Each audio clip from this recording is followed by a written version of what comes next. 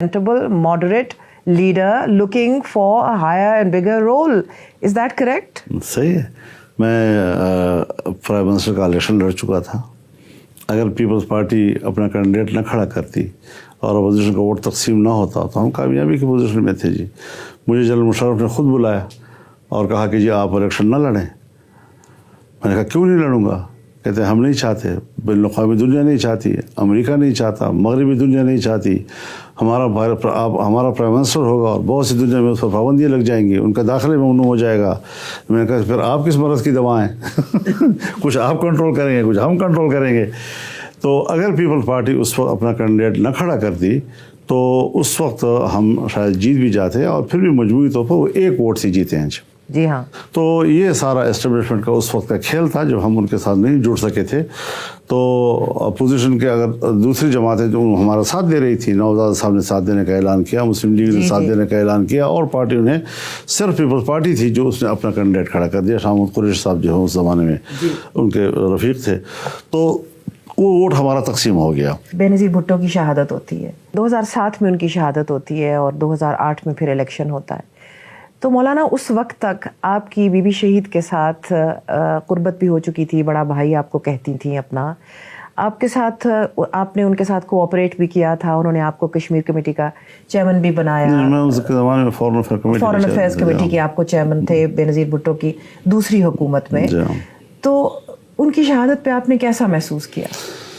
حضرت ہمیں بڑا دھچکا لگا اس سے، اور ملک کی سیاست میں حضرت اس طرح بڑا نقصان نہیں ہونا چاہیے جی. تو پھر ملک کی پوری سیاست چینج ہو جاتی ہے. اختلاف اپنی جگہ پر، ان کی اپنی پالیٹکس تھی، ہمارے اپنی پالیٹکس تھی، لیکن ہم سیاست میں اس روش کے قائل نہیں ہیں کہ کسی کو جان سے بھی مار دیا جائے. تو لیاقت علی خان سے لے کر پھر بھٹو، پھر اس کے بعد بے نظیر بھٹو، کیا میسج جائے گا جی اس میں؟ آپ مجھے بتائیں کہ اگر ایک لیاقت باغ ہو اور لیاقت علی خان بھی یہیں شہید ہوتے ہوں اور بھٹو صاحب کو بھی وہیں پھانسی لگتی ہو، تو پنجاب کو کیا میسج جائے گا سندھ میں جی؟ یہ تو میرے خیال میں اس وقت زرداری صاحب نے اچھا کیا کہ جذباتی ماحول میں جب وہاں کے کارکن نعرے لگا رہے تھے پاکستان نہ کھپے، تو انہوں نے پریس کانفرنس کی اور کہا کہ نہیں پاکستان کھپے. تو اس میں ایک اچھی چینج آ گئی ان کے اس جملے سے، اور ملک میں ایک جو ایک فضا بنتی جا رہی تھی وہ وہیں پہ رک گئی. اچھی بات ہی انہوں نے. تو بے نظیر بھٹو کا حضرت اس نے ملک کی سیاست کو چینج کیا جی، اور وہ سیاستدان تھی، اس کے سیاسی گھر میں اس کا نشو نما ہوئی تھی، وہاں سے اس کی تربیت تھی، اسٹرگل بھی تھی ان کی. تو وہ ساری چیزیں ہمارے مد نظر تھیں. اور جب وہ پاکستان واپس آئیں تو اس زمانے میں خیبر پختونخوا میں ہماری حکومت تھی اس وقت. تو انہوں نے دورہ بھی کیا ہمارے صوبے کا، اور ہماری گورنمنٹ نے بہت زیادہ مضبوطی کے ساتھ ان کو حصار مہیا کیا، ان کو سیکورٹی دی، اور وہاں سے یہاں پنڈی میں آئیں، اور یہاں جب آئیں تو یہاں پر واقعہ ہو گیا. کیا ان کو معلوم تھا کہ ان کی جان خطرے میں ہے؟ کیونکہ وہ کارساز کا قصہ پہلے مجھ سے انہوں نے 2 مرتبہ فون پہ بات کی ہے. ملاقات نہیں ہو سکی تھی، لیکن 2 مرتبہ انہوں نے مجھ سے فون پہ بات کی ہے، اور دونوں مرتبہ جو ملکی مسائل پہ ہم ڈسکس کرتے تھے تو اس میں اتفاق رائے پایا جاتا تھا، جو ایشوز تھے. اور پھر اس کے ساتھ ساتھ یہ ہوا کہ وہ یہ بھی کہتی تھی کہ مولانا صاحب مجھے بہت خطرہ ہے. کہتی تھی آپ کو کہ مجھے بہت خطرہ ہے جی. آپ کیسا محسوس کیا جب آپ جو نے یہ کہا؟ بس ایک مجھے رحم آیا، بے بسی کی بات تھی نا جی. کیوں ایسا آدمی محسوس کرے؟ میں کیوں یہ محسوس کروں کہ میں پاکستان میں پالیٹکس کر رہا ہوں، میں غیر محفوظ ہوں؟ جیسے میں ابھی آپ سے گفتگو کر رہا تھا کہ اب ہم حلقوں میں کمپین نہیں چلا سکتے جی. یہ دن ہمیں دیکھنے تھے پاکستان میں. آپ کے ساتھ انہوں نے بات کی فون پہ. میں بھی آپ کو آج ایک بات بتاتی ہوں. وہ نیو یارک میں تھیں، اور پاکستان آنے سے پہلے انہوں نے نجم کو فون کیا وہاں سے، اور اس زمانے میں انہوں نے موبائل پہ نہیں کیا بلکہ لینڈ لائن پہ فون کیا. حالانکہ 2007 تھا، ارلی 2007. اور انہوں نے کہا کہ واٹ ڈو یو تھنک، مجھے اپنی رائے دیجئے، میں واپس آؤں کہ نہ آؤں. تو نجم نے کہا آپ ضرور آئیے، آپ آ کے، آپ کی لیڈرشپ کی ضرورت ہے، آپ نے میثاق جمہوریت میاں صاحب سے کیا ہے، آپ دونوں الیکشن لڑیں، 2 پارٹی سسٹم قائم ہوگا انشاءاللہ اس ملک میں، آپ ضرور واپس تشریف لائیں اور اپنا کردار ادا کریں. You must come back, he said to, انگریزی میں. उसी वक्त वो फ़ोन आसिफ जरदारी साहब ने बीबी के हाथों से ले लिया और नजम को कहा, यार क्या कह रहे हो, इसको मना करो, इसको मार देंगे। फिर बीबी ने फ़ोन वापस ले लिया और नजम से कहा, डोंट लिसन टू हिम, इसकी बात ना सुनो। खैर जो बात आपने कही है, मैं इस पर अपनी बात कहना चाहता हूँ, उस पर तबसरा किए बगैर, कि चूँकि हम यही थे, हमें यहाँ के हालात मालूम थे। मैं कुछ दिनों के लिए दुबई गया था और बीवी भी वहाँ दुबई में थी, तो उन्होंने एक दोपहर के खाने पे मुझे बुलाया कि आप आज मेरे साथ खाना खाएं, कुछ बातें करें हम आपस में। ये 2003-04 के बाद की बात, शायद 2003 या 4 इस तरह कोई था जी। तो मुझसे भी यही सवाल किया उन्होंने, लेकिन मैंने उनको मशवरा दिया था कि मेरे ख़्याल में जब मैं दाराना तौर पर आपसे बात करूँगा तो मेरे ख़्याल में अभी आपके आने का की राय मेरे नहीं है। फिर मुझे उन्हीं के एक माहौल के एक साथी ने बताया कि कहीं किसी मजलिस में उन्होंने ज़िक्र किया कि मेरा ज़िक्र किया कि उन्होंने मुझे मशवरा दिया था कि अभी आप ना आए। मेरे ख्याल में उनकी राय सही थी। फिर जो हुआ सो हुआ और पाकिस्तान का बहुत बड़ा नुकसान हो गया और भुट्टो फैमिली का तो सारा चमन बर्बाद हो गया, सारा गुलिस्तान उनका वो बर्बाद हो गया। भुट्टो साहब, उनकी साहबजादी, उनके दोनों बेटे, और मैं तो बेगम भुट्टो को भी शहीद जमहूरियत समझती हूँ। और एक सनम रहती हैं उस ख़ानदान में से, जुल्फ़िकार अली भुट्टो की औलाद में से। लेकिन 2008 में जब पीपल्स पार्टी की हुकूमत बनी और जरदारी साहब सदर बने तो आपने उनकी बहुत सपोर्ट की, ये हमने देखा।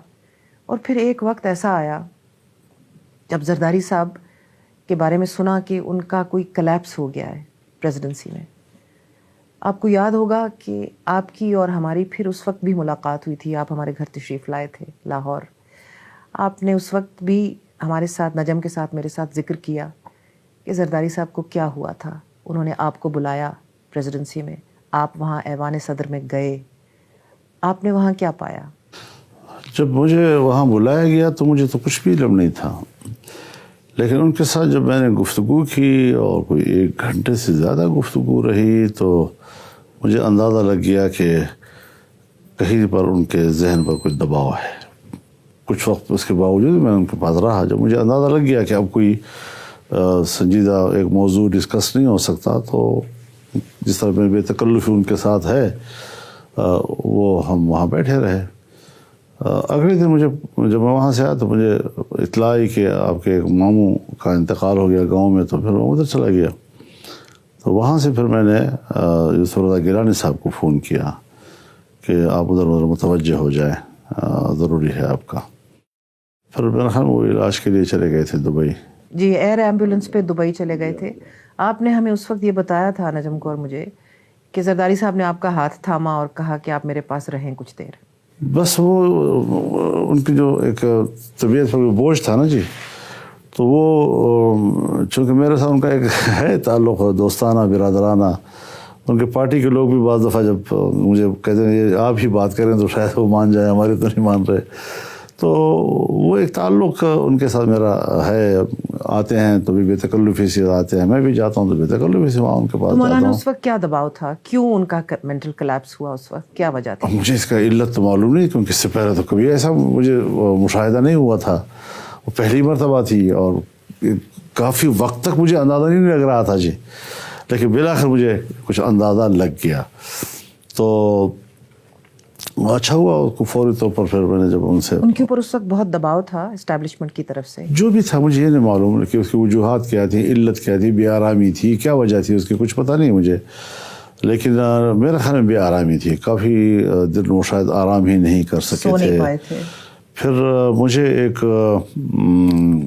दूसरे आपके सहाफ़ी भाई हैं, उन्होंने भी कहा कि मैं भी 1-2 दिन पहले उनके पास गया था तो मुझे भी महसूस हुआ कि वो कोई एक ज़हनी दबाव में हैं। तो फिर जब वहाँ उनको दुबई ले जाया गया तो मेरे ख्याल में एक लंबी नींद उनको दिलाई गई। पहली नींद शायद 12 घंटे की थी, फिर कुछ वक्त जगाया, फिर दोबारा, तो अल्लाह ने शिफा दे दिया।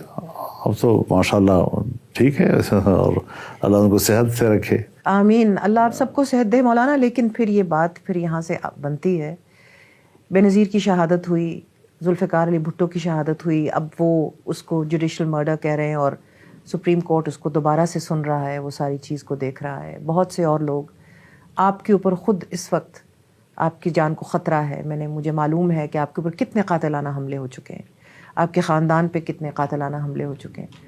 مولانا انگریزی میں یہ سوال پوچھوں گی آپ سے, از اٹ ورتھ اٹ؟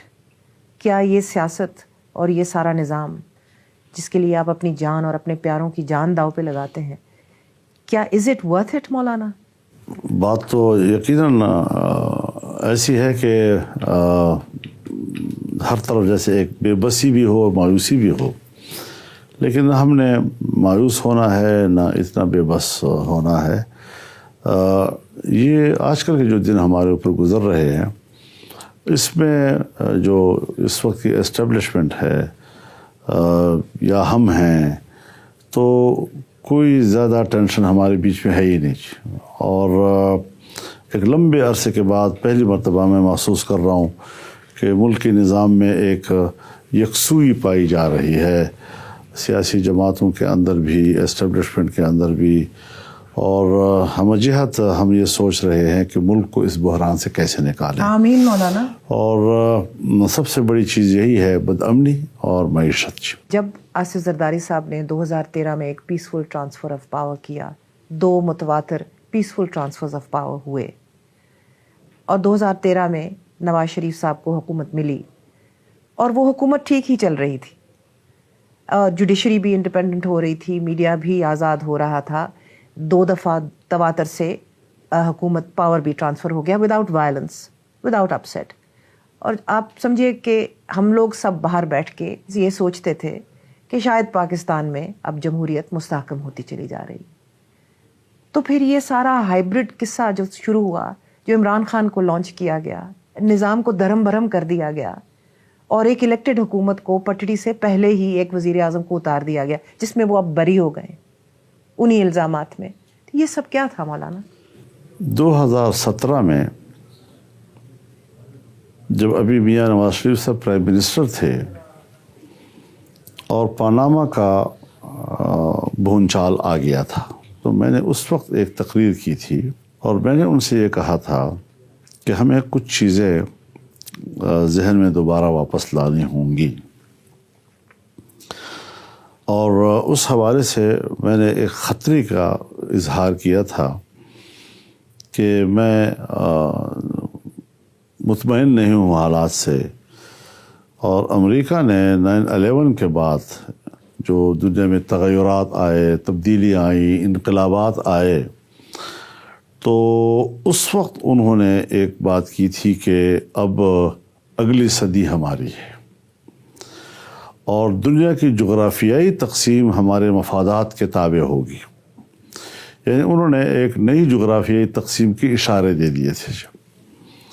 تو اس حوالے سے مجھے یہ بات کھٹکی کہ جغرافیائی تقسیم کا نشانہ کون لوگ ہوں گے. اس میں ترقی پذیر دنیا کے بڑے ممالک. اب ترقی پذیر دنیا کا بڑا ملک پاکستان ہے, اور پاکستان رقبے کے لحاظ سے بھی اور آبادی کے لحاظ سے بھی دنیا کے بڑے ملکوں کی فہرست میں آتا ہے. تو اس اعتبار سے مجھے یوں محسوس ہوا کہ جیسے یہ اب ہمارے خلاف کوئی سازش ہو رہی ہے, اور اسٹریٹجک لوکیشن کی وجہ سے بھی. تو پھر اس کے بعد یہ ہوا کہ میں فورن افیئر کمیٹی کا چیئرمین تھا, مجھے دعوت ملی چائنا کی طرف سے اور میں کمیٹی کو لے گیا ادھر. وہاں جب گیا تو جو ہمیں بریفنگ دی گئی وہ چائنا کے ایک آنے والے مستقبل میں نئے اقتصادی ویژن کے حوالے سے دی گئی.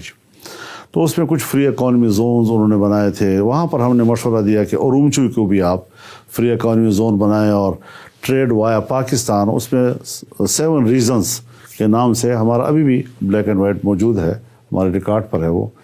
اس وقت ہم نے ان کو دیا, وہ بات آگے بڑھی. اور پھر اس کے بعد آپ نے دیکھا کہ جب آصف علی زرداری صاحب ملک کے صدر بنے تو میرے خیال میں اپنے دور صدارت میں انہوں نے چائنا کے 12 دورے کیے ہوں گے, اور ہم دونوں ممالک جو ہیں وہ اس اقتصادی شاہراہ کے حوالے سے ایک MOU تک ہم پہنچ گئے جی. پھر نواز شریف کے زمانے میں دوبارہ MOU بھی ہوا اور کام بھی شروع ہوا. چنانچہ ہم نے محسوس کیا کہ پہلے تو ملک کے اندر اقتصادی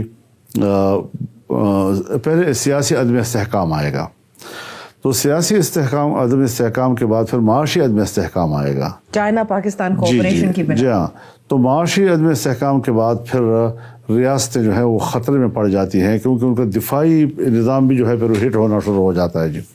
تو یہ بھی ترتیب دنیا میں جو ہمارے تجربات ہیں, کہاں کہاں پر دنیا ٹوٹتی ہے, کیسے ٹوٹتی ہے, اس کے جو اسباب و عوامل ہوتے ہیں ان میں یہ ساری چیزیں شامل ہوتی ہیں. تو یہ خطرہ میں نے 2017 میں محسوس کر بھی لیا تھا, اور میں نے ایک تقریر میں یہ بات کہی تھی جی.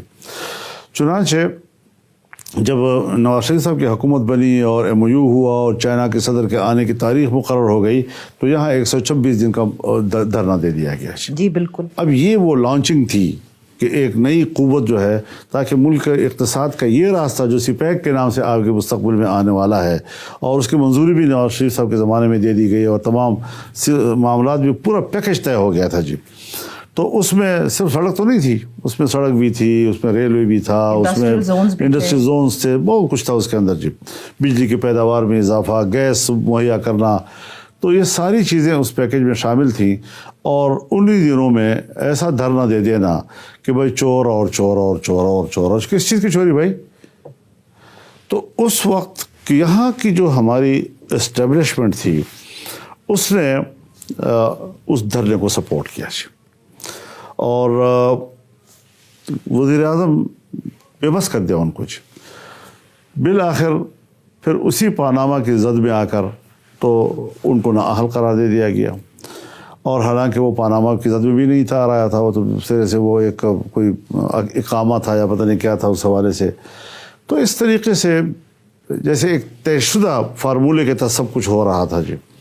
اور پھر اور یہ باتیں سب میں نے نواز شریف صاحب کو کہی تھی. میں نے ان سے کہا تھا کہ دیکھیے آپ صوبے میں 2013 میں جو حکومت بنا ہوا ہے کہ نہ بننے دیں, ہم ان کو روک سکتے ہیں. یہ ایک فتنہ ہے اور یہ آنے والے وقت میں خطرات سے بھرا ہوا مجھے لگتا ہے. انہوں نے کہا جی لارجسٹ گروپ ہے تو ان کو جمہوری طور پر جمہوریت کے قائل تھے میاں صاحب, اور تو انہوں نے دے دیا. تو انہوں نے کہا جی ہمیں پتہ ہے یہ اندر سے کیا ہے, ذرا ہوا نکل جائے گی. میں نے کہا نہیں میاں صاحب, ہوا بھری جائے گی. تو چنانچہ 126 دن کے اس دھرنے میں ہوا بھری گئی اور دوبارہ مرکز میں لائے گئے. اور جب مرکز میں لائے گئے تو انہوں نے CPEC کو جام کر دیا, پورا میگا پروجیکٹ جتنے سب منجمد کر دیا انہوں نے.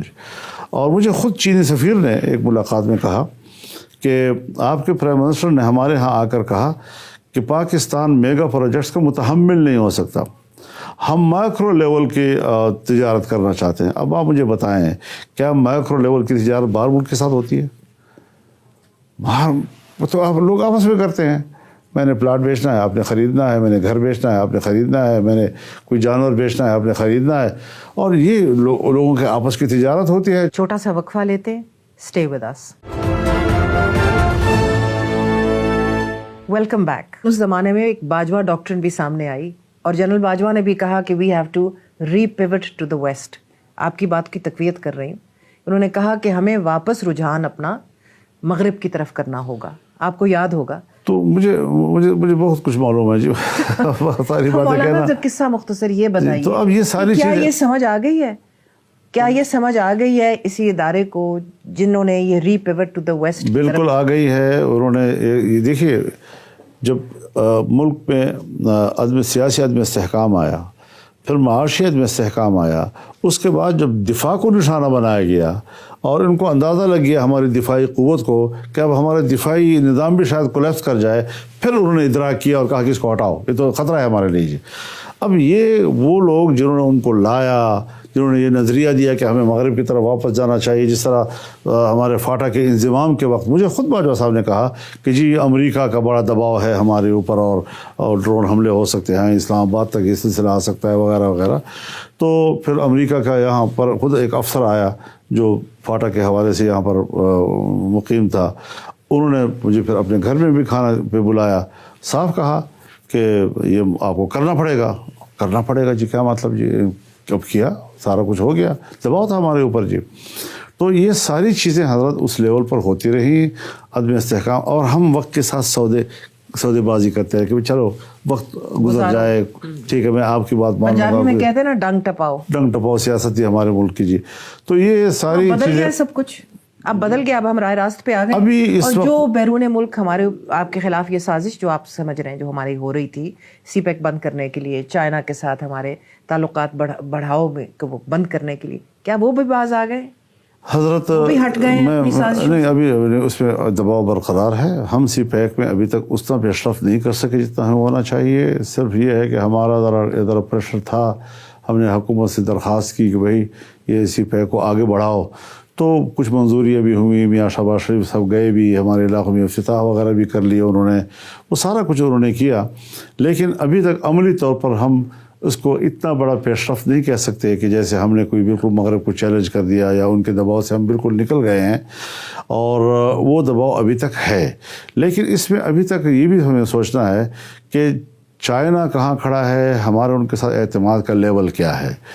میں صاف آپ سے کہنا چاہتا ہوں, اور ان کے جہاں تک مجھے حالات معلوم ہیں, سعودی عرب ہو, امارات ہو, چائنا ہو, جو پاکستان کے دوست ہیں, جو پاکستان کی مدد کرنا چاہتے ہیں, وہ اس انتظار میں بیٹھے ہیں کہ اگر یہ کم وقت دوبارہ آتا ہے تو پھر ہم بات چیت کریں, تو پھر ہم کیوں پیسے ضائع کریں ملک کے اندر. اب امین اور صادق کے حوالے سے اگر ان کی حکومت آتی ہے تو وہ ہمیں مدد دینے کو تیار نہیں ہے. اگر ان چوروں کی حکومت آتی ہے تو پھر وہ سب کچھ دینے کو تیار ہے. پھر آپ یہ جو الٹا آپ الیکشن کرانے جا رہے ہیں, اور آپ ایک جمہوریت پسند کارکن ہیں, آپ کہتے ہیں آپ سیاست آپ کی بڑی پرانی ہے, آپ کے آباء و اجداد کی بھی ہے, تو اگر ایک شفافیت سے پاک جو ایک الیکشن ہوتا ہے جو کہ ایک بڑا متنازع الیکشن ہوتا ہے, تو پھر اس الیکشن کی کیا ویلیڈیٹی ہوگی؟ ایک سوال. دوسرا سوال یہ کہ جو عمران خان کی پاپولیرٹی ہے, پنجاب میں ہے, خیبر پختونخوا میں ہے, جہاں بھی ہے, اور جتنی بھی ہے اس پہ ہم بحث نہیں کرتے, لیکن بہرحال ہے تو صحیح, اس کی کیا پھر وجہ ہے؟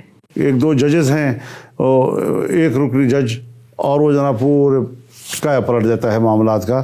تو یہ جو ریلیف ابھی تک ان گوشوں کے اندر ان کی ریلیف کے خانے موجود ہیں, اس طرح مختلف جگہوں پر ان کے ریلیف کے خانے موجود ہیں کہ یہ ملک کی تباہی ہوگی. جو باہر کے ایجنڈے پر لایا جاتا ہو اور ہمارے ملک پر مسلط کیا جاتا ہو, باہر کا ایجنڈا حضرت میں آپ کو یہ ناکام ہو سکتا ہے, لیکن وہ اسے دستبردار نہیں ہوتے, پھر اس کو تجربہ کریں گے, پھر اس کو آگے لانے کی کوشش کریں گے.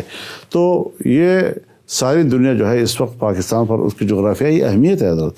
پہلے کسی زمانے میں جب اقبال شعر کہتا تھا کہ افغانستان جو ہے وہ ایشیا کا دروازہ ہے, اور افغان کی خوشحالی میں ایشیا کی خوشحالی اور اس کی بربادی میں, وہ ایک زمانہ تھا. وہ جگہ اب پاکستان نے لے لی ہے. تو پاکستان پر پریشر کیوں بڑھائے جا رہے ہیں جی؟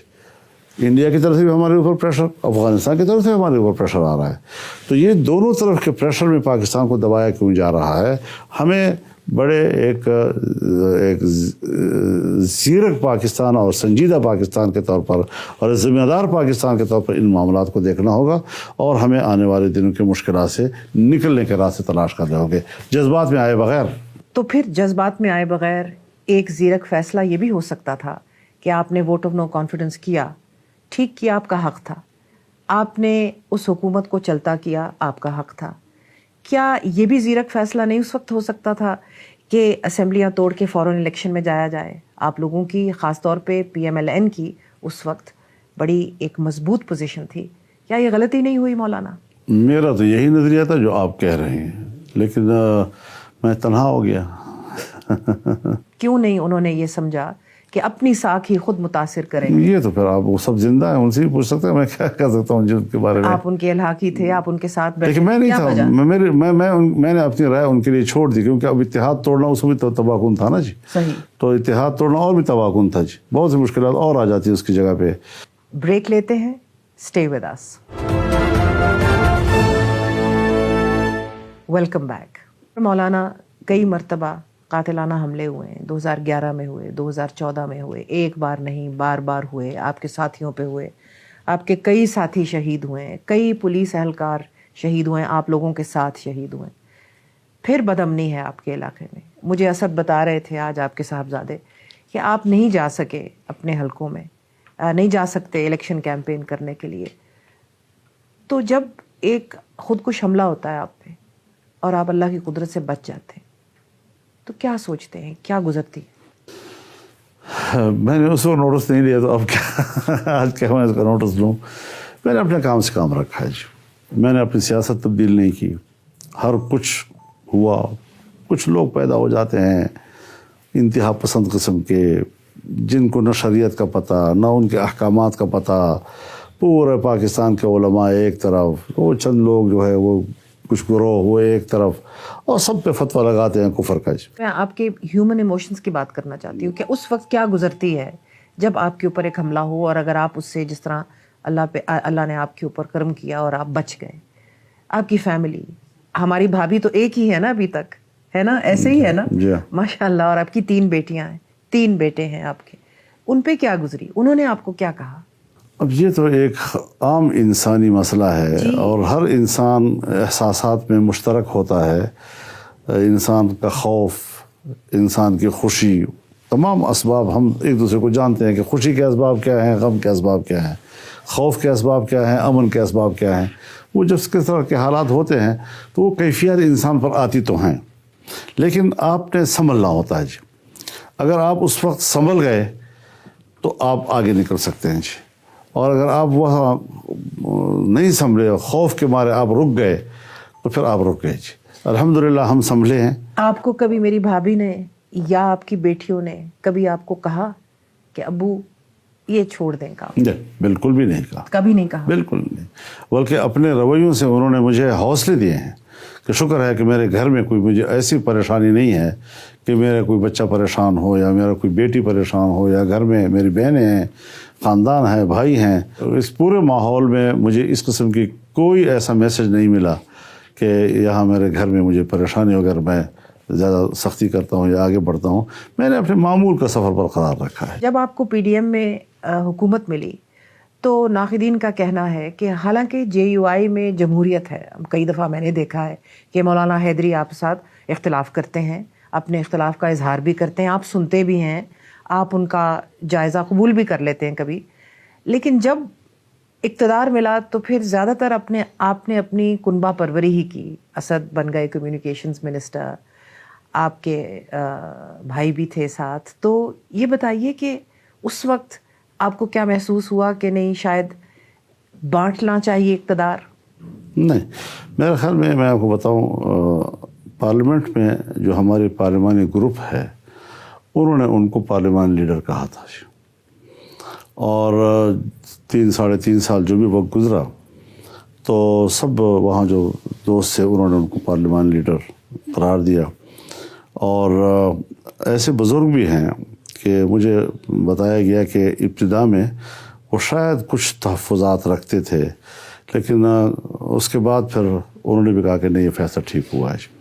اب جو آدمی پارٹی میں پارلیمان لیڈر ہو تو اس کے بعد یہ تو نہیں ہے کہ صرف میرا بیٹا گیا ہے, پارلیمان لیڈر بھی گیا ہے, میرے 4 اور وزراء بھی تھے ان کے ساتھ. تو اگر صوبے میں حکومتیں بنی ہیں تو میرا تو کوئی بھائی اس حکومت میں نہیں ہے, میرا تو کوئی بیٹا اس حکومت میں نہیں تھا.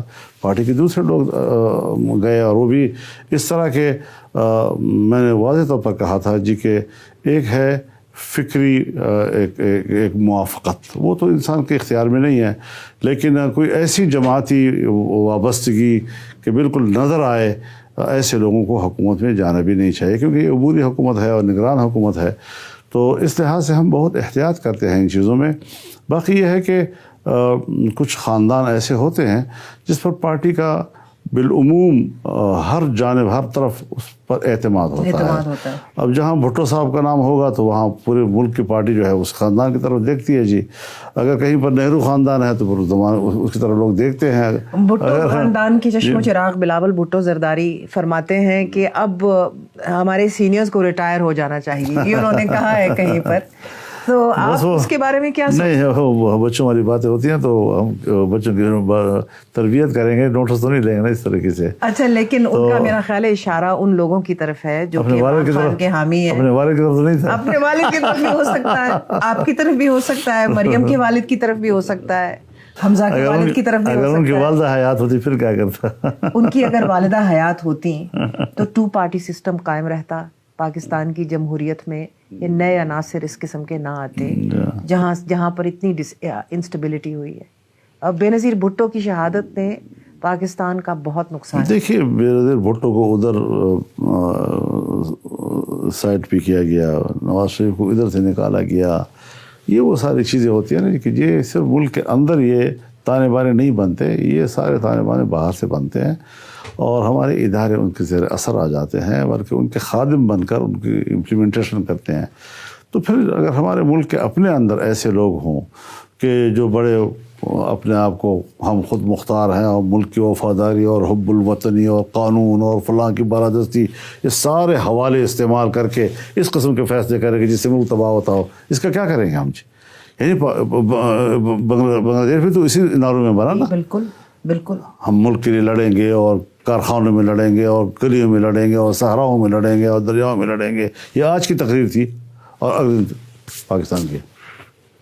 صحیح فرمایا. اگلے دن مجھے مولانا مفتی محمود کی ایک بات یاد آئی کہ جب وہ اسلام آباد آیا کرتے تھے تو وہ پنڈی صدر کی ایک مسجد میں مقیم ہوا کرتے تھے. تو وہاں سے لے کے یہاں تک ماشاء اللہ, اللہ نے آپ کو بہت نوازا ہے. سنا ہے کہ آپ بہت اب مالدار ہیں, آپ کی اولاد بھی ماشاء اللہ امیر ہے, کبیر ہے. یہ سفر کیسے طے ہوا, یہ سب کچھ کہاں سے آیا؟ اور یہ میرے والد سے جب پارلیمنٹ میں تھے تو یہاں ایم ہاسٹل میں رہتے تھے جی. جب پارلیمنٹ ختم ہو گئی تو پھر مسجد میں چلے گئے جی. تو میں جب تک پارلیمنٹ میں رہا ہوں, میں لاجز میں بھی رہا ہوں, میں منسٹر کالونی میں بھی رہا ہوں. جب یہ سب کچھ ختم ہو گیا تو میں ایک دوست کے گھر میں ٹھہرنے لگ گیا. لیکن آپ کے کچھ تھا ہی نہیں. آپ کے ماشاءاللہ بہت سے گھر ہیں, آپ کی جائیداد, آپ کی زمینیں وغیرہ. کوئی زمینیں نہیں. اچھا, وہی زمین جو والد صاحب. تو ذریعہ معاش کیا ہے؟ ذریعہ معاش اللہ کی طرف سے غیبی مدد ہے. اچھا, اور بالکل میں بھی غیبی مدد کی دعا کر لوں پھر. اللہ یرزق من یشاء بغیر حساب. آمین آمین آمین. تو اگر وہ بھی حساب دیتا ہے تو ہم کون ہوتے ہیں کہ اس کے ساتھ حساب کریں ہم. ملک کے بارے میں بھی اب آپ پر امید ہے, آپ سمجھتے ہیں کہ ہمارا راستے کا تو تعین ہو چکا ہے. اگر ہمارے اندر یہ یکجہتی رہی اور ہم سنجیدہ رہے ملک کے حوالے سے, تو یہ پرچون کی سیاست جو ہے نا جی, یہ اچھی نہیں ہوتی جی. لیکن شفاف الیکشن, ہمیں آئیڈیل سیاست کرنی چاہیے, سنجیدہ سیاست کرنی چاہیے.